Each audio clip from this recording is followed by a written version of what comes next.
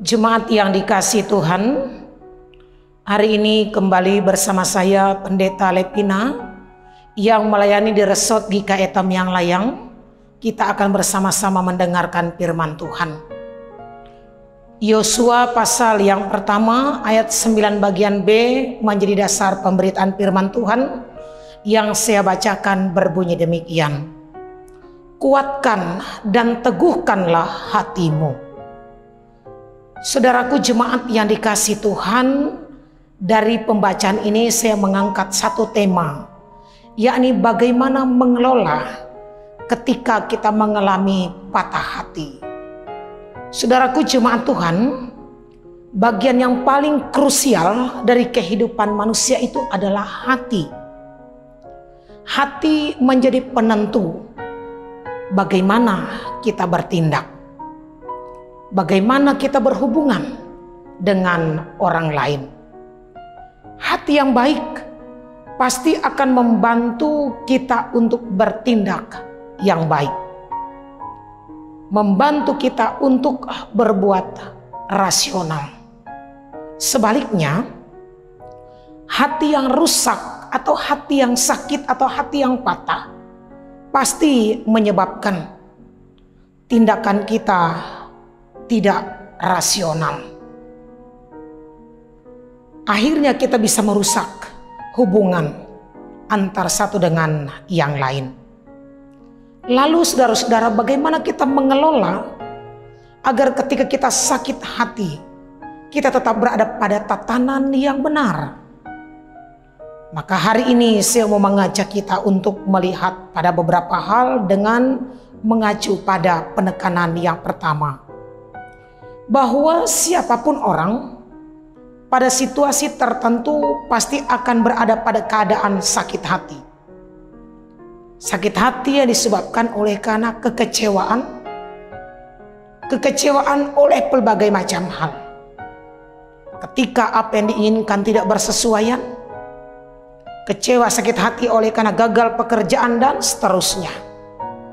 Artinya ada banyak hal yang bisa menyebabkan kita menjadi sakit hati, patah hati. Nah, di atas keadaan yang sedemikian mau saya katakan adalah berdasarkan kitab Yosua ini mau diingatkan bagi kita bahwa setiap kali kita mengalami sakit hati, kita harus tahu bahwa Tuhan itu memiliki jawaban atas keadaan itu. Karena Tuhan selalu ada pada bagian terendah dari keadaan kita. Lalu bagian berikut yang mau saya katakan, bahwa untuk setiap orang yang mengalami sakit hati oleh karena keadaan apapun, juga diingatkan bahwa sejatinya kita ini hidup tidak hanya diberikan hati, tidak hanya diberikan perasaan, tetapi Tuhan juga memberikan kepada kita otak dan logika. Karenanya berpikir rasional menjadi penting untuk kita mengelola hati yang sedang sakit. Menyadari bahwa hidup ini tidak hanya melulu di mana kita berada dalam ruang sukacita. Ada saat di mana kita akan digiring pada keadaan yang memang mengecewakan dan menyakitkan. Dua ini memang harus kita alami. Dan itu pasti bergantian itu terjadi. Maka dalam hal ini mau diingatkan bahwa kita perlu mempergunakan logika dalam menyikapi suasana yang menyakitkan itu. Demikian lebih daripada itu, ketika kita juga mengalami keadaan yang mengecewakan, sakit hati dan seterusnya, kita juga harus mempercayai bahwa Allah kita itu adalah Allah yang kreatif. Ia punya beragam cara untuk menyembuhkan patah hati kita.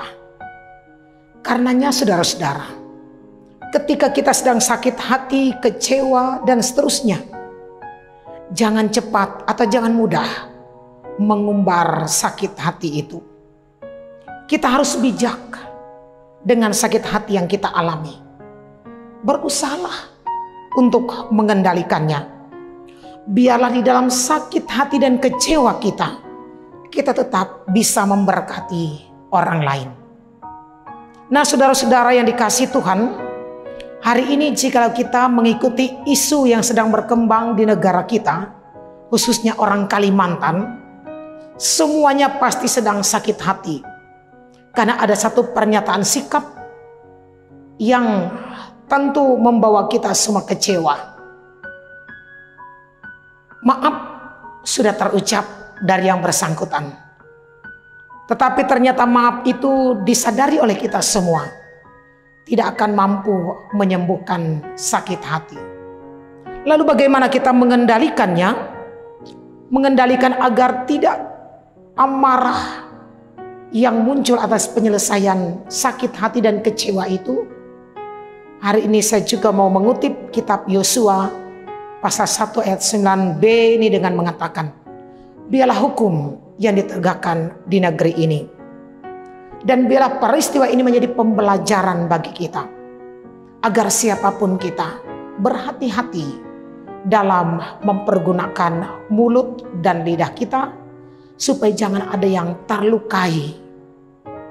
Nah, inilah firman Tuhan yang mau diingatkan bagi kita. Agar dengan demikian apapun keadaan kita tetap mampu mengelolanya menjadi sebuah berkat kebaikan. Amin. Kita berdoa.